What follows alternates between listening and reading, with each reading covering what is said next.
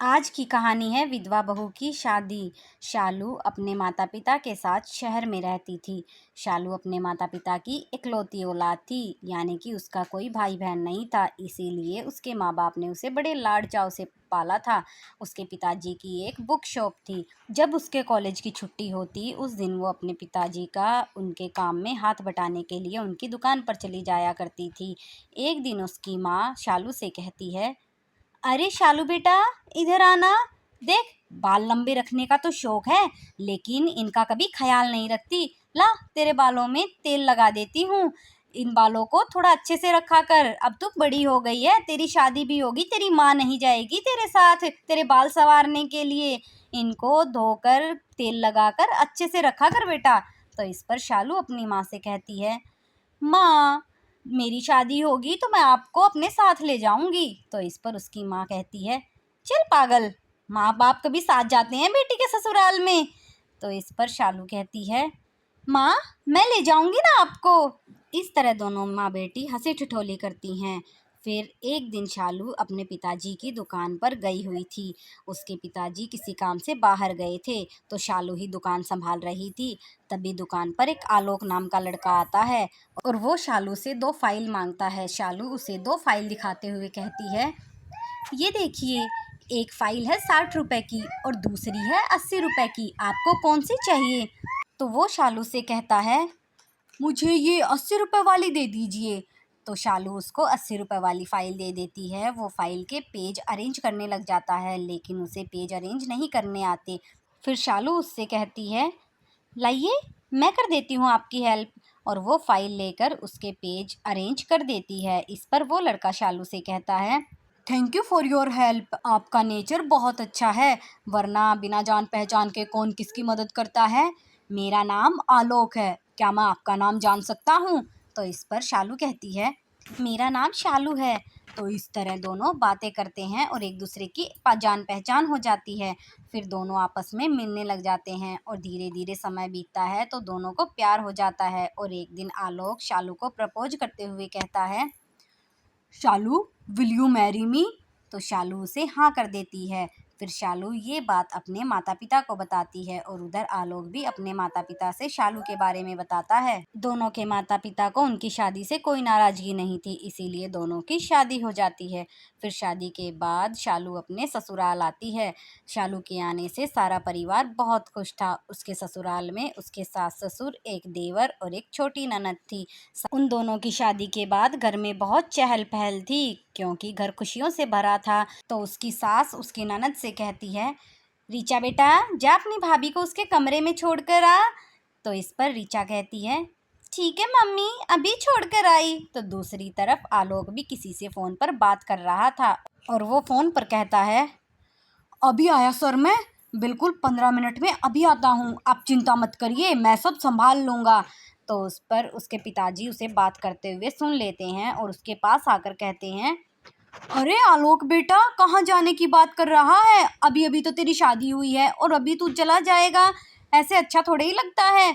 तो इस पर उसकी माँ भी उससे कहती है, आलोक बेटा, कहाँ जा रहा है तू, देख बहू अंदर इंतजार कर रही है, बेटा ऐसे अच्छा नहीं लगता, ज्यादा जरूरी काम है तो कल चले जाना। तो इस पर आलोक अपने माता पिता से कहता है, मम्मी, मैं अभी आया, सिर्फ आधे घंटे की ही बात है, बस यूं गया और यूं आया। दरअसल मेरे ऑफिस में कुछ वर्कर स्ट्राइक करके बैठे हैं और वो मुझे बहुत मानते हैं, इसीलिए बॉस ने मुझे जाने को कहा है ताकि मैं उन्हें समझा दूं और वो अपनी स्ट्राइक बंद कर दें और घर चले जाएं। फिर वो कहता है, पापा, मैं शालू को सब समझा दूंगा, वो बहुत समझदार है, मेरी बात समझ जाएगी। उसके बाद वो शालू के पास अपने कमरे में जाता है, जहाँ शालू उसका इंतजार कर रही थी। वो शालू से कहता है, शालू, मुझे बहुत ज़रूरी काम से ऑफिस जाना होगा, कुछ वर्कर स्ट्राइक पर बैठे हैं, तो उन्हें समझा बुझा कर मैं आधे घंटे में घर आ जाऊंगा। मुझे पता है तुम्हें यूँ छोड़कर जाना कुछ अजीब सा तो लग रहा है, लेकिन क्या करूँ, मेरी मजबूरी है, बॉस ने कहा है तो जाना पड़ेगा। तो इस पर शालू उससे कहती है, कोई बात नहीं जी, आप चले जाइए, पहले काम जरूरी है। फिर आलोक वहाँ से जाने लगता है तो शालू पीछे से आवाज़ लगाते हुए कहती है, सुनिए। तो आलोक पीछे मुड़कर देखता है तो शालू कहती है, जरा जल्दी आइएगा। फिर उसके बाद आलोक अपनी गाड़ी में बैठकर दफ्तर चला जाता है। तो उसका भाई उसकी माँ से पूछता है, अरे माँ, आज के दिन भाई कहाँ चले गए? आज ही जाना जरूरी था क्या? तो इस पर उसकी माँ उसे सारी बात बता देती है। वहीं आलोक अपने ऑफिस पहुंचता है और वहां स्ट्राइक पर बैठे हुए मजदूरों से कहता है, अरे घनश्याम, बेवजह स्ट्राइक करके क्यों बैठे हो? और इन सबको भी इकट्ठा किया हुआ है। चलो अपने घर जाओ। तुम्हारी जो भी मांगे हैं आराम से बैठ के सुलझा लेना। ऐसे स्ट्राइक करने का क्या फायदा है? तो इस पर घनश्याम बाकी मजदूरों से कहता है, अरे ये मालिक का चमचा है, पहले इसे ही देख लेते हैं। उसके बाद सारे मजदूर आलोक को बुरी तरह पीटने लग जाते हैं और इतनी बुरी तरह पीटते हैं कि आलोक की जान ही चली जाती है। तभी बॉस की गाड़ी वहां आती है और बॉस की गाड़ी को देखकर सारे मजदूर वहां से भाग जाते हैं। गाड़ी से बॉस नीचे उतरते हैं और आलोक को खून में लथपथ देखकर अपने ड्राइवर से कहते हैं, ड्राइवर, इसको गाड़ी में बिठाओ और जल्दी से हॉस्पिटल लेकर चलो। तो ड्राइवर आलोक की हालत देखकर बॉस को बताता है, साहब, ये तो मर चुका है। तो इस पर बॉस कहते हैं, अरे ये क्या हो गया? अब ये खबर जल्दी से आलोक के परिवार वालों को देनी होगी।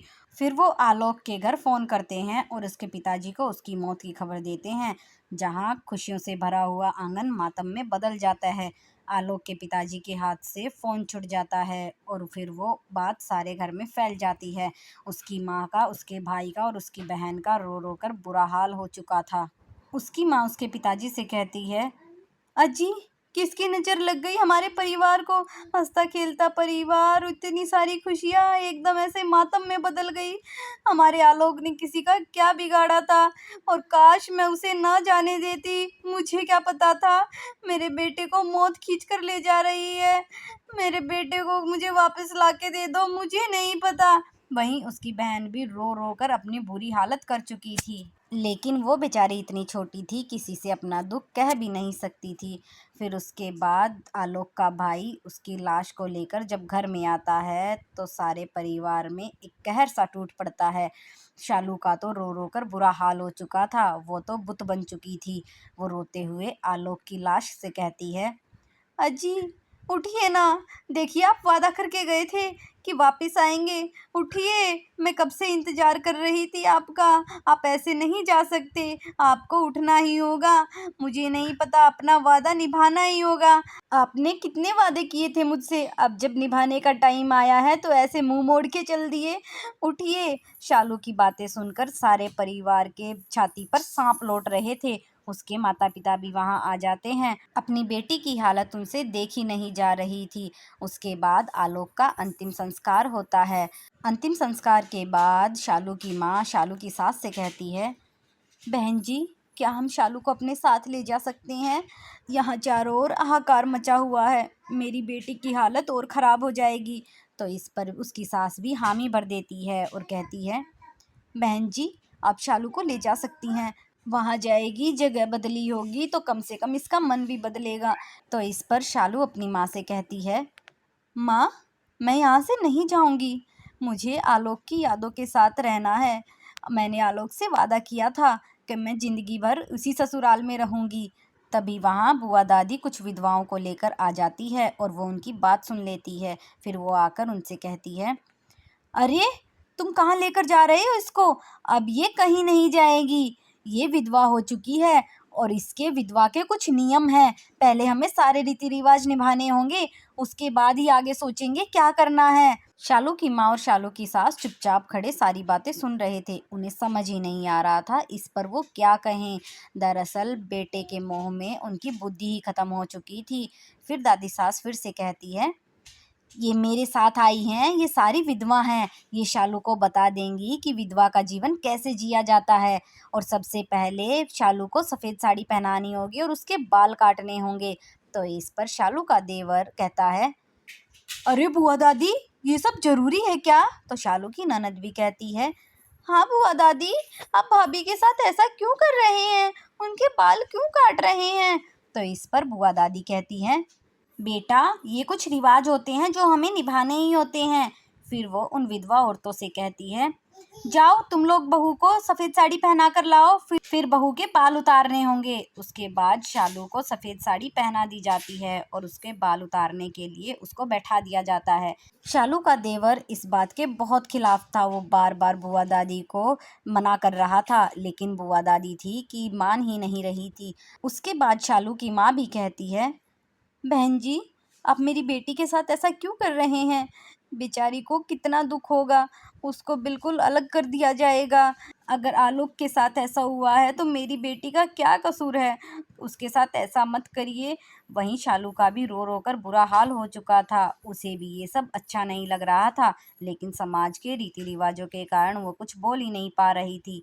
नाई उसके बाल उतारने के लिए जैसे ही उस तरह उठाता है, तभी उसकी सास भी दादी सास को रोकने की कोशिश करती है, लेकिन दादी सास नहीं मानी। तो उसका देवर शालू का हाथ पकड़ के उसे उठाता है और मंदिर की तरफ ले जाता है और मंदिर में रखा सिंदूर शालू की मांग में भर देता है। इस पर शालू उसे जोर से एक थप्पड़ मारती है, लेकिन दादी सास कहती है, अरे ये कैसा पाप कर दिया तूने? विधवा से शादी कर ली? घोर कलयुग, ये तो पापियों का घर हो चुका है। वो उन विधवाओं को लेकर वहां से चली जाती है। शालू भी अपने कमरे में चली जाती है और फूट फूट कर रोने लगती है। वहीं उसका ससुर उसकी सास से कहता है, अरे साधना, कहीं न कहीं हमारे मोहित ने सही किया है। उसने शालू की जिंदगी में फिर से रंग भर दिए। उस बेचारी ने अभी देखा ही क्या है। तो इस पर उसकी सास भी कहती है, हाँ जी, आप सही कह रहे हैं। मोहित ने सही किया है। हम भी तो ये बात सोच सकते थे, लेकिन पुराने रीति रिवाजों में बंधकर हम शालू के साथ क्या अन्याय करने जा रहे थे। उसके बाद शालू की माँ भी उसके पास जाती है और कहती है, मेरी बच्ची, तूने क्या हालत बना ली है। बेटा, तू रो मत, रोने से क्या होगा? आलोक वापस थोड़े ही आ जाएगा। फिर वो शालू को समझाते हुए कहती है, शालू बेटा, देख, तेरा और आलोक का इतना ही साथ था। तेरी किस्मत में शायद यही लिखा था। देख बेटा, आलोक तो वापस नहीं आ सकता और तेरी जिंदगी में शायद अब मोहित का साथ लिखा है। बेटा, अपने दुख से बाहर आ और जरा सोच के देख। हम तेरे माँ बाप हैं। अगर हम तुझे ये कह रहे हैं तो कुछ सोच समझ कर ही कह रहे होंगे। शालू भी उनकी बातें मान जाती है और फिर आलोक और शालू एक दूसरे को वरमाला पहना देते हैं और अपने एक नए जीवन की शुरुआत करते हैं। तो ऐसे शालू की ज़िंदगी में फिर से रंग भर जाते हैं और वो मोहित के साथ खुशी खुशी अपना जीवन बिताती है। आप क्या कहते हैं? क्या विधवा को दोबारा शादी करनी चाहिए?